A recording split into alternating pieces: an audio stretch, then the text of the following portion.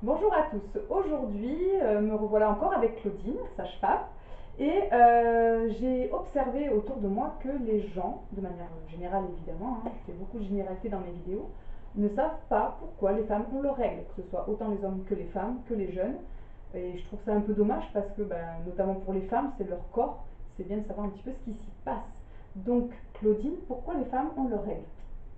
Eh bien, les femmes ont leurs règles lorsqu'elles ne sont pas enceintes. Donc, les femmes qui sont en âge de procréer ont ce qu'on appelle un cycle menstruel, qui s'étale sur à peu près un mois. D'accord. Et lorsqu'effectivement elles ne sont pas enceintes, les femmes ont leurs règles.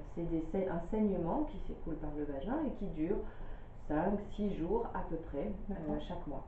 Et en fait, ça correspond à l'élimination de l'endomètre. L'utérus donc est fait pour accueillir un ovocyte fécondé et pour qu'il y ait un fœtus qui puisse s'y développer. Pour qu'il puisse se développer correctement, l'endomètre à l'intérieur de l'utérus doit s'épaissir un petit peu, en quelque sorte, pour être douillé, pour accueillir cet ovocyte fécondé.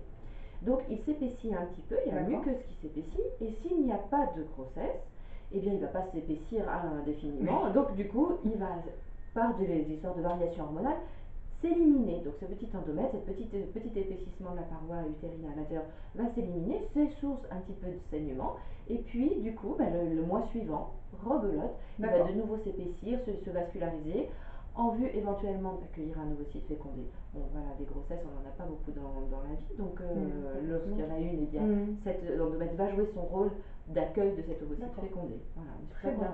Et du coup, tous les saignements ne correspondent pas à des règles. Ok. Et est-ce que l'utérus, parce que quand on a nos règles, on a mal, donc ça veut dire que l'utérus aurait tendance à se contracter? Oui, il peut y avoir des contractions utérines pour permettre, c'est vraiment des contractions. Il y a beaucoup de femmes qui sont même en arrêt le temps de leur règle parce que c'est insupportable. Et oui, il y a même parfois des contractions utérines qui sont plus fortes au moment des règles qu'au moment d'une naissance. D'accord, ok. Donc c'est d'où la douleur qui est pas intéressant de souligner ça. D'accord.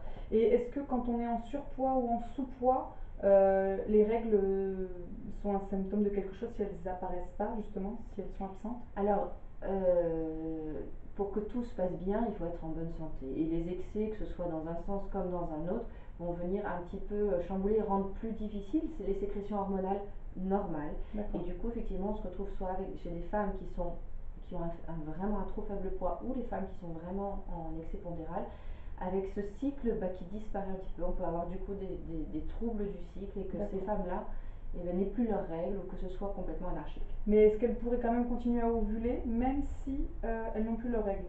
Et bien la plupart du temps aussi, du coup, l'ovulation se stoppe également. D'accord, c'est tout un cycle qui est perturbé. Mais on est à l'abri de rien, hein.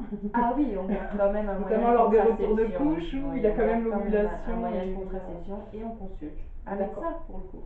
Très bien, très bien. Bah voilà. Bah merci beaucoup Claudine, merci à vous de nous avoir écoutés et à bientôt. Au revoir.